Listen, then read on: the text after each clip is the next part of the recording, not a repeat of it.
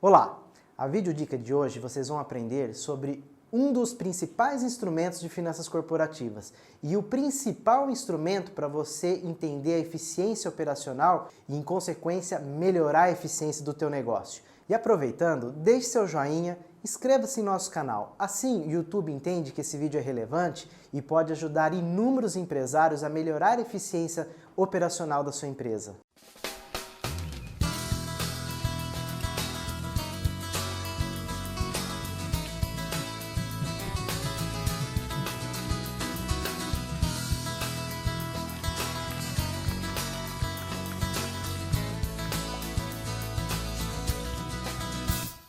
Quando falamos de DRE, primeiramente precisamos entender regime de competência e regime de caixa. Para estruturar um DRE, a gente precisa estruturar pelo regime de competência. E o que é o regime de competência? É quando os fatos são gerados dentro da empresa. Exemplo, vendi em janeiro R$3.000, em 3 vezes, uma entrada 30 e 60. Regime de competência, eu vou lançar esses 3.000 em janeiro. Regime de caixa, eu lançaria 1.000 em janeiro, 1.000 em fevereiro e 1.000 em março. Então, essa premissa ela é importante para que a gente tenha um DRE correto. E é aí que mora o perigo e a maioria dos empresários de pequenas empresas erram. Por quê? Eles misturam os dois regimes, caixa com competência. E aí você não tem informação nenhuma. Por quê? Quando a gente traz tudo para o regime de caixa, a gente está entendendo, fazendo uma apuração de caixa. Quanto está sobrando ou faltando de recursos? Quando a gente traz para o regime de competência, a gente está analisando a eficiência operacional, ou seja, tudo que eu fiz dentro das atividades está gerando resultado, lucro ou prejuízo. E quando se mistura os dois, a gente não tem nada. E é aí que muitos empresários erram. Então, para reforçar, regime de competência é quando os fatos são gerados. Eu vou te dar mais um exemplo. Você paga o seu funcionário em fevereiro, a folha de pagamento em fevereiro. Regime de caixa, fevereiro. Competência é janeiro, porque o funcionário trabalha o mês inteiro para depois receber. Então, eu tenho que alinhar todos os acontecimentos no momento que eles ocorreram e não no momento que eu vou receber ou pagar, ok? Bom, então agora vamos falar da estrutura do DRE. Mas antes, vou deixar um link aqui para vocês baixarem uma planilha modelo de DRE que vocês possam usar dentro da empresa de vocês e já praticarem a apuração e ter um olhar na eficiência operacional, ok? Então aqui está o link e abaixo também vocês podem clicar e baixar gratuitamente essa ferramenta para vocês. Então vamos falar do demonstrativo. A primeira conta é a receita operacional bruta.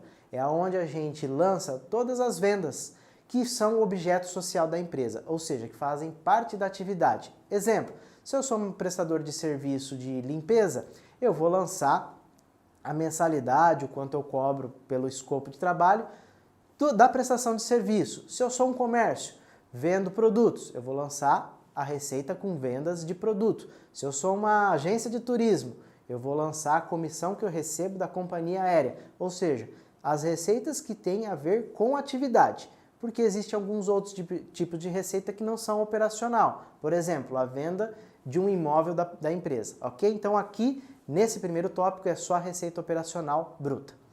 Segundo, vem as deduções, que é aquilo que ocorre automaticamente das vendas, que é o nosso segundo maior sócio, o governo, os impostos. São as deduções, todos os impostos sobre vendas. E devoluções de vendas também entra nesse tópico, descontos concedidos na nota fiscal, tudo que deduz da venda.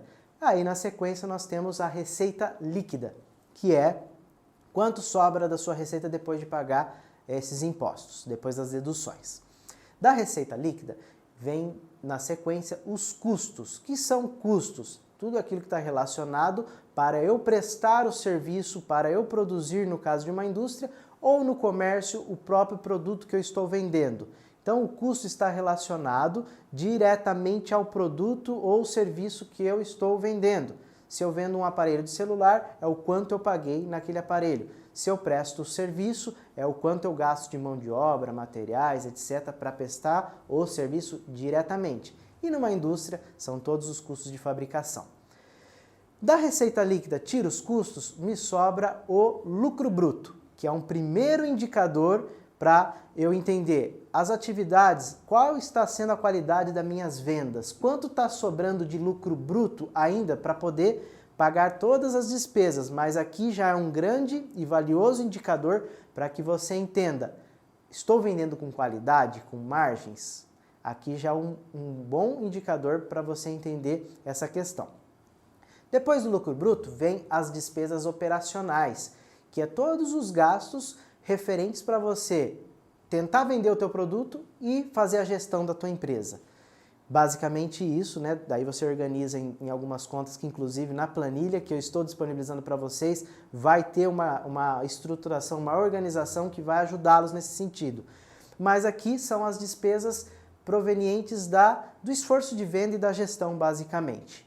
Aí, ao tirar do lucro bruto essas despesas, eu vou ter um segundo resultado, que é os lucros antes da despesa financeira, ou seja, antes dos juros, o famoso LAGIR, que em demonstrativos contábeis você não encontra essa estrutura. Por isso que essa é uma visão, uma abordagem gerencial, ok? Esse lucro antes dos juros mostra livre, líquido, o que a operação está gerando, depois de pagar tudo. Mas ainda antes de pagar as despesas financeiras, que é o como você financia a empresa. Exemplo, uma empresa ela pode estar endividada e ter altos juros e ter prejuízos, mas operacionalmente o LAGIR mostra que a operação está eficiente. Então é um problema de como ela está financiando a estrutura.